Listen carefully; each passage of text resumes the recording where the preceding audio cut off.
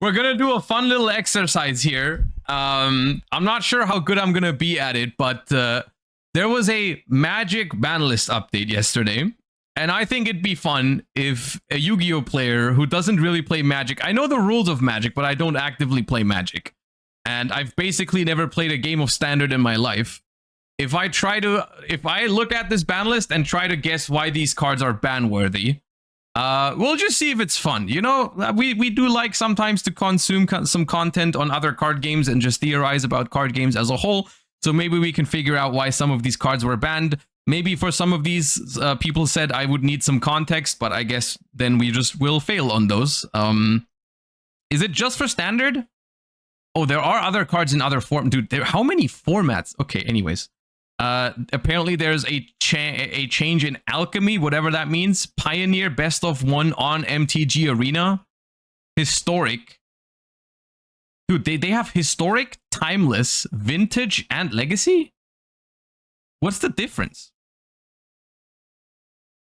Anyways.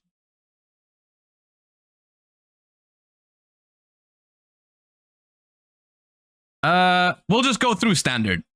We'll go through Standard. Don't worry about it. Okay, I will not worry about it. Maybe my life is easier if I don't worry about it. Okay, first things first, we have Corey Steel Cutter.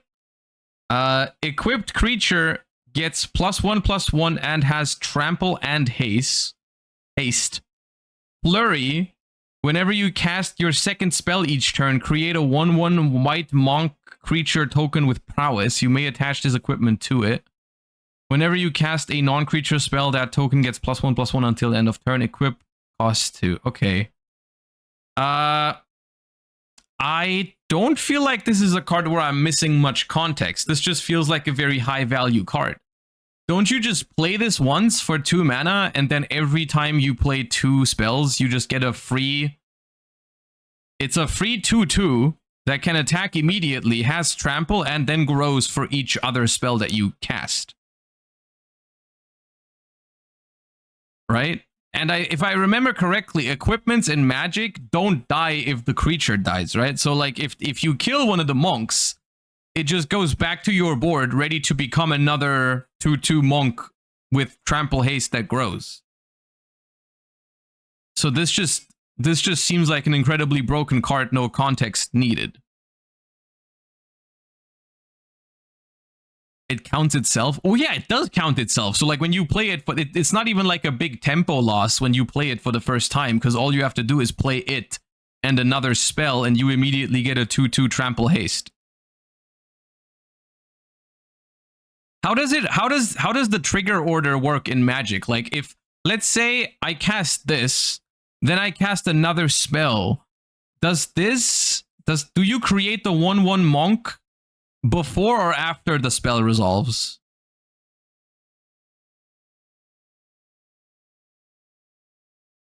Like what the reason I'm asking is basically if you get do you get the monk and then it immediately grows because of prowess for the second spell? Or does it not grow for prowess because it doesn't see the spell being cast?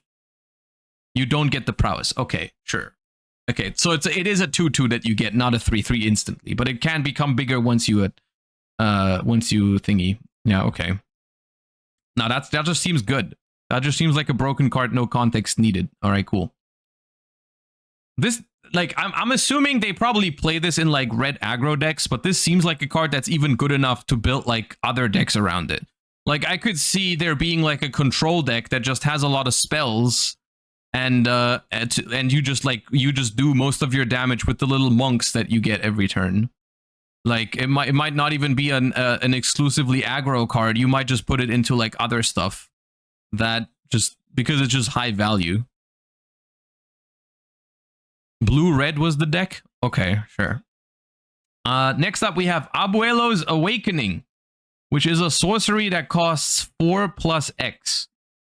Return target artifact or non-aura. What's an aura? Enchantment card from your graveyard to the battlefield with X additional +1/+1 counters on it. It is a +1/+1 spirit creature with flying in addition to its other types. Okay. This feels like a combo card. This feels like a card that's missing context, like you said earlier, because this feels like the power, like this feels like a card that's not that broken unless there's something really broken to get rid of, to get back with it. Like, because you don't have to pay the cost for the card you get back. So you could bring back, like, if there's like a completely crazy 10 mana enchantment rather, or artifact in the game, you can just discard it and basically revive it with this. Look up what is that? Omniscience? Is that how you say it? 10 mana.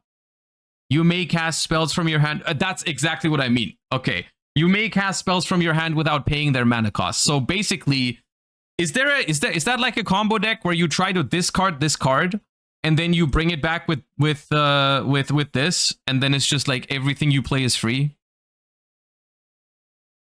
as early as turn 4? Because like you don't care about the X. Can X be 0, or does it have to be at least 1?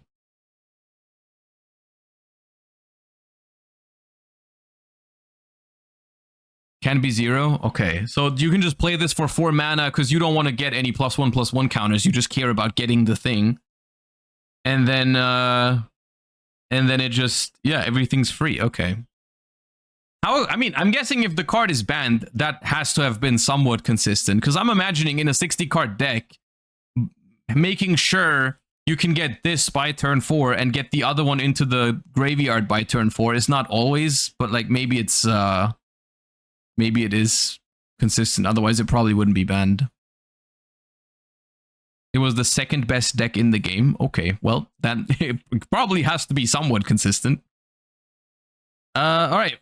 Monstrous Rage. 1 mana, red instant. I think that's quick play. Target creature gets +2/+0 until end of turn. Create a monster roll token attached to it. If you control another roll on it, put that one into the graveyard. Enchanted creature gets +1/+1 and has trample. So, okay, so it's like the +2/+0 buff is only until the end of the turn, but the +1/+1 plus trample stays forever. So it's basically +3/+1 this turn, plus gain trample, and then it loses 2 attack at the end of the turn again. That just seems like a very high quality aggro card. But is that really enough to get it banned? Maybe it is. It is an instant as well, so you can like chain it.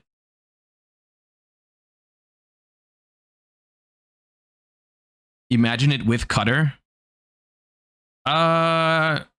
I guess it's a very cheap spell you can just cast to count as the second spell. It does gain trample. So I guess you wouldn't want to put it on the monk because you'd rather put it on a different creature that doesn't have trample yet, but still, it's a good card. Yeah. I can see this. Top 8 was 8 aggro decks. Was aggro just like running rampant in Magic at the moment? Sure. Yeah, I mean, this seems like a very good card. Hardfire Hero. Another red card, dude. 1 mana, Mouse Soldier, Valiant. Whenever Hardfire Hero becomes the target of a spell or ability you control for the first time each turn, put a +1/+1 count. Okay. When Hardfire Hero dies, it deals damage equal to its power to each opponent. Okay, that's insane. These two together has to have been one of the strongest combos in the early. Like they played this on turn 1. They play Monstrous Rage on turn 2. You're like almost dead. It's on turn 2. This is a 5/3 with trample that hits them for 5 immediately, and it goes back to 3 attack at the end, but then when it dies, it still deals 3 damage, and then on future turns, it still grows further. You were dead on 3 or 4 most games? Dude. Yeah, no, that card's crazy. Okay, well, I suppose there's not much to guess here about the red cards. They're pretty clear in how they're used. Up the Beanstalk, a green card. Okay, it's a green enchantment for 2 mana. When Up the Beanstalk enters the battlefield, and whenever you cast a spell with mana value 5 or greater, draw a card. Ooh, this is my type of card. This is my type of card. This is a card that I would enjoy. Play 2 mana, play it for 2 mana, immediately get your investment back, right? You draw your card instantly, and then later on, you just cast big stuff and draw cards. That's a great card. I love this card. Why'd they ban this card? They should not have banned this card. That's a huge mistake. On a real note, why did they ban this card if the meta was so aggro heavy? Like, why is this more like a preemptive hit? Because if you're saying aggro is super good at the moment, then like did decks even have time to really develop this card and then gain value from it? Read the explanation. Where are there are explanations? Oh well, no, I don't want to spoil myself.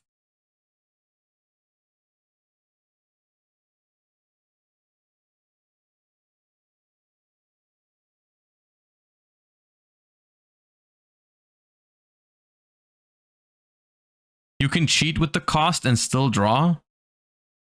Oh, okay. So what does that mean? If you let's say you play a card that costs 5 mana, but like it becomes cheaper for some reason. You're like you can pay 3 less to cast this card or something. And so effectively you only play 2. Does it still count as a card with mana value 5?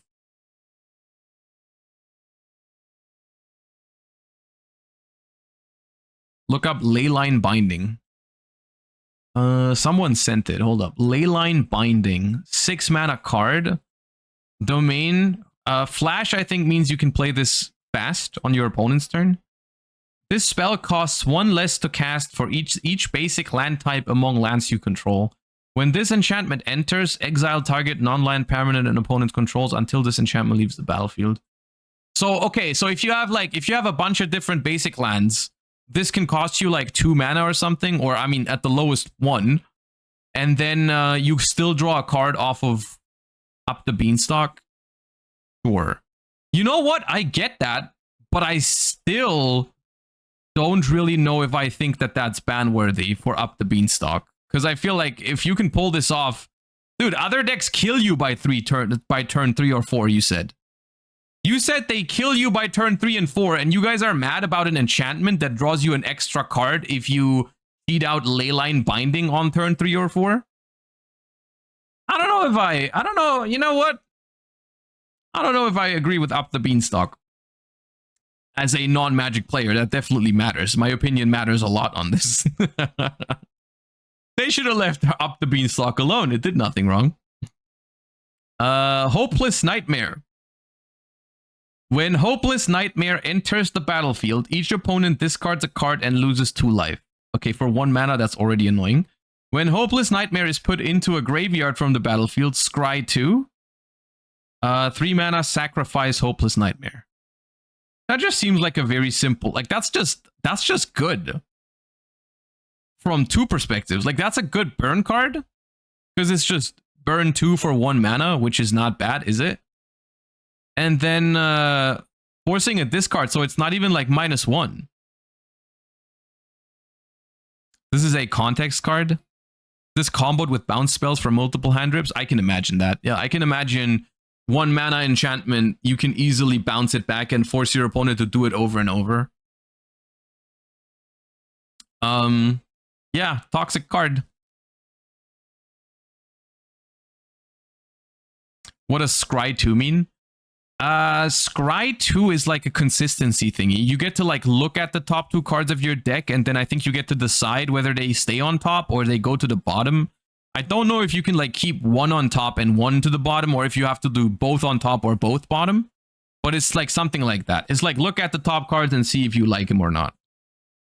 And then put them top or bottom. Any order, top or bottom. So you can switch the order even if you want to keep both. That's cool. But I'm guessing the 3 mana just to scry 2 is pretty bad. I think that's not why this card is good. Like that would probably just be something you do in a very, very bad spot. Like if you really need to top deck something or like whatever. But like I think you wouldn't want to do that. Okay. This town ain't big enough. 5 mana instant. This spell costs 3 less to cast if it targets a permanent you control. Return up to 2 target non-land permanents to their owner's hands. So it costs 2 mana if you bounce one of yours and one of your opponents. It does combo with Beanstalk. It combos with Beanstalk. This reminds me of a Runeterra card called Homecoming, which was a 4 mana spell to bounce one thing you had and one thing your opponent had. Pretty cool card. It does combo with Nightmare as well. I don't know. I can see it. I can see it comboing. I understand how it works. I understand why it's good. I still don't know if I think that that's too strong. 2 mana, bounce one of your things, one of your opponent things, especially if they're banning up the Beanstalk and Hopeless Nightmare. Did this really have to go? Is there like something really broken that I'm missing? The self bounce is more problematic than opponent bounce, but surely there's other things that bounce. Surely there's more cards that can bounce your own stuff still. Surely the advantage of this card is that it bounces for you while slowing down your opponent, right? That's probably the reason why this card is good, is like, not only are you bouncing something for you for like value or for a combo, but you also slow down something from your opponent so you have more time before you die. So, I mean, I can see why it's a good card. I don't know, like, I mean, you know what? I'm noticing that, I mean, I am, whenever I play mana-based card games, no matter if it's like Magic or, I mean, I mostly played other mana-based card games. I was never a fan of aggro. So I'm noticing how I'm like, okay, Corey Steel Cutter, Monstrous Rage, Hardfire Hero, I'm on board with those bans. I like those. They definitely deserve to be banned, even though I've never played against them in my life. Because I don't like aggro. But then all the control stuff here, or I guess a little bit combo-y stuff, I'm like, what? They should have kept this. With never having played with or against it, I'm like, no, they should not have done this. They done goofed with this one. Okay. In Alchemy, they banned Corey Steel Cutter. In Pioneer, which is best of 1, they banned Tybalt's Trickery. Counter target spell, choose 1, 2, or 3 at random. Its controller mills that many cards, then exiles cards from the top of their library until they exile a non-land card with a different name than that spell. They may cast that card without paying its mana cost. They put the exiled cards on the bottom of their library in a random order. I don't even want to know why that's banned. It's a broken combo card. Choose 1, 2, or 3 at random. Its controller mills that many cards, then exiles cards from the top of their life. Oh, I see what you do. I see what you do. You counter your own spell. You want to do this. You want to do this, right? You want to mill that many cards, then exile cards from the top of your library until you exile a non-land card with a different name and cast that for free. Oh, God, it's so dumb. Why'd they make it that way? Why didn't they just say counter target opponent's spell? You counter yourself and have a deck that guarantees to get exactly what you want. Yeah. Dude, they forgore? Yeah, but like, how do you... Okay, look. How do you make a mistake like that? How do you not see that? Whoops. Yeah, okay. Historic. Counterspell is unbanned. Well, I know Counterspell. I do know Counterspell. I don't know what it means that it's back in Historic, though. Howdy, gamers. Welcome to our mid-year banned and restricted announcement. See, they got explanations, which is crazy. Standard. Today's announcement is our once-a-year early rotation window for Standard. Our goal with this window is to set the next rotation cycle up to be as fun as possible. We do this by saying an early goodbye to a number of cards that have proven their strength and made the format less fun, either by creating unhealthy play patterns or by restricting the viable deck building options, blah, blah, blah. We're announcing the banning of 7 cards in Standard. Our last, we were There were 3 decks clearly at the top of the metagame. Red-based aggressive mouse strategies, self-bound strategies powered by Nurturing Pixie. When Nurturing Pixie enters the battlefield, return up to 1 target non-fairy, non-permanent you control to its owner's hand. If a permanent was returned this way, put a +1/+1 on Nurturing Pixie. Okay. And often referred to as Pixie decks and the Domain Overlord's ramp decks, but below these top 3, there was a sea of other decks that stood a fighting chance on any given weekend. The release, Corey Steel Cutter. It was the deck to beat at the recent round of Standard Regional Championships and represented over 40% of the Standard metagame. That's crazy. So it plays Monstrous Rage. It plays... Wait. Red, blue, the aggro deck doesn't play the mouse? Okay. Okay. All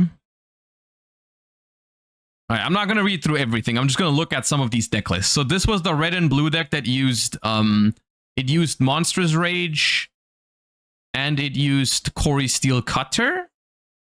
This is the deck that uses Abuelo's Awakening. Oh, I know this card. I have it in one of my Pauper decks that I have never played yet, but I have a Pauper deck. I don't think it's legal anymore.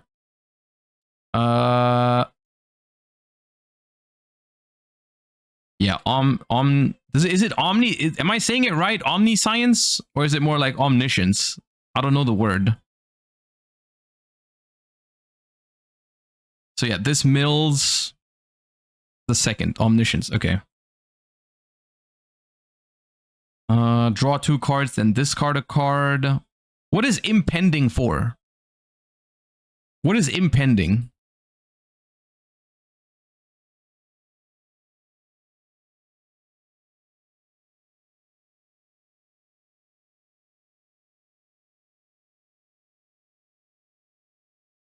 You can play it cheaper, but it has to count down. So you play it for 3 mana, and then you wait 4 turns until it becomes a creature.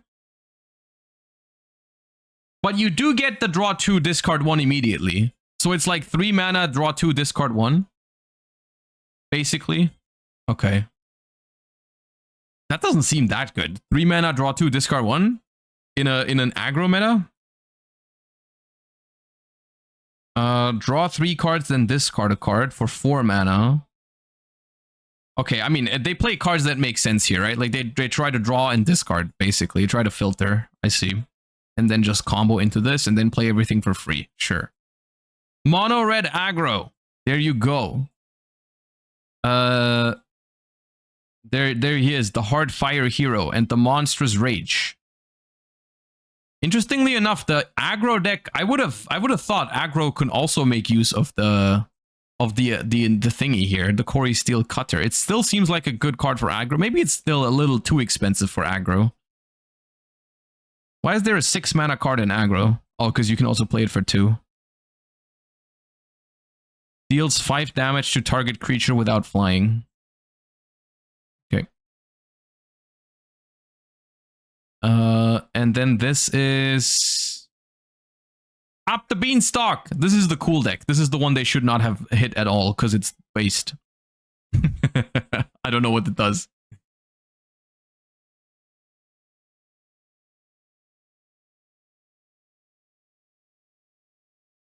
Look at Hauntwoods. Impending 4. 3. Okay. What if you use impending on this? You pay 3. Is it still, does it count as 5? Does it count as a mana value 5? Do I draw a card with Beanstalk? Yes. See, that's dope. They should have left that alone. They should have left that alone. Whenever Overlord of the Hauntwoods enters or attacks, create a tapped colorless land token named everywhere that is every basic land type. Now, that's cool. Eternal Schemer. Enchantment creatures you control have Death Touch, Lifelink, Hexproof. Target non-aura enchantment you control becomes a creature in addition to its other types and has base power and base toughness, each equal to its mana value. Target non-aura enchantment. Okay, so this just you just turn your enchantments into creatures that have death touch, lifelink, hexproof. That's cool. I like this deck. This deck is cool. They should have left it alone. Is my take.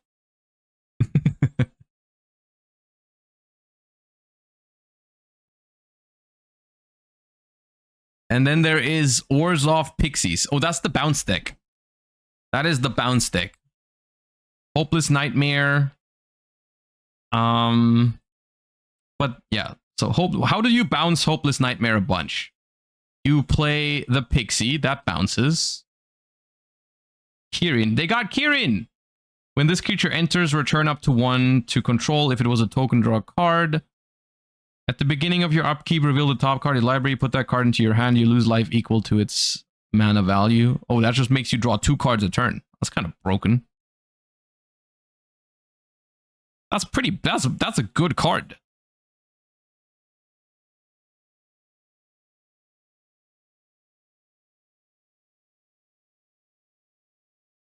Why are you guys saying Bob?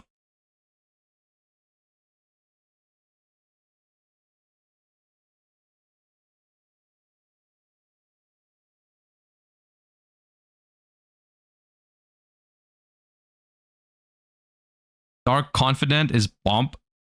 Why is it Bob? It's a really old card. If you look at the old art, it has the art of a guy named Bob. The first print of Dark Confidant is a world championship winner called Bob. Oh, I've heard of this in the past. I've heard of this before. Not of this particular card, but I heard that they let their world champions design a card and then they like make the artwork look like them. I think I saw like a blue card that did that. I don't remember the name of the card, but it's like a fairy like a 2 or 3 mana fairy Snapcaster Mage. That one. Is that even a fairy? I don't know. I've seen a card that looks like a fairy. I've heard of Snapcaster Mage. Maybe that's not the one I meant right now. Maybe I know multiples. Fairy Mastermind. Hold up, let me look. Fairy Mastermind sounds right. Fairy Mastermind. Oh yeah, that is the one. That is the one I was thinking about. Hold up. Yeah, this one. So this is a world champion, yeah? So the world champion gets to design a card like this, and then they just put their face on him. That is so sick.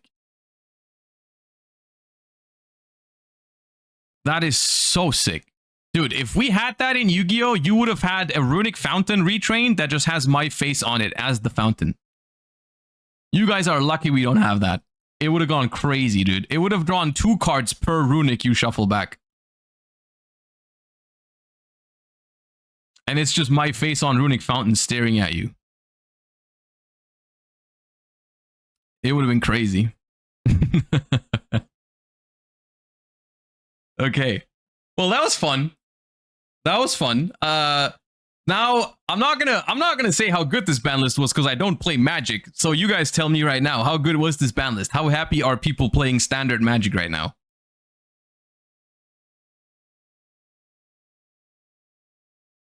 Does Magic ever like limit, semi-limit cards? Is that a thing, or is it just like banned or legal?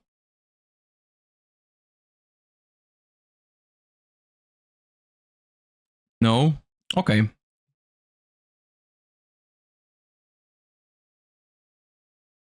Only in vintage? Okay. I don't know what that means.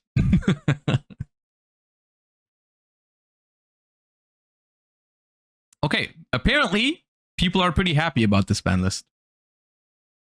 From what it seems.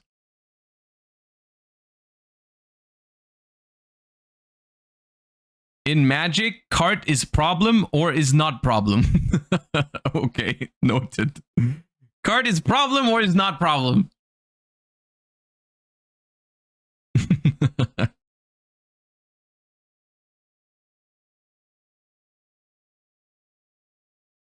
Why can't we also get explanations, man?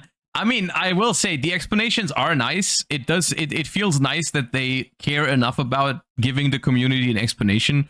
For the most part, these explanations are probably self-explanatory though, right? Like, I mean, as someone who plays Magic regularly, I feel like most people that do could have explained why those cards are hit without reading this, right? So it's like, it still feels good that they care enough to inform the community, and especially maybe inform people that are not super in touch with the game, right? Like maybe someone who just like plays Magic on and off every once in a while can read this and be like, oh, that's why it's a problem, right? And like, look at, like I did, you know, look at the deck lists that used those cards with examples from tournaments, right? Where like, it was like, okay, here was this tournament. This is the deck that everyone's been playing. It has the card in it, so you understand why it's there. So it is really nice. It is really nice. But yeah. But sometimes, as someone who plays the game very actively, I'm sure it's still pretty self-explanatory, right? For most of the cards that they choose. Imagine Konami explaining the Protoss unban. Yeah, they could never. I feel like explanations would work pretty well for bans, but sometimes when you unban a certain thing, it'd be like, yeah, well, you know what? We think it's time for Protoss to come back. Dude, people would eat them alive.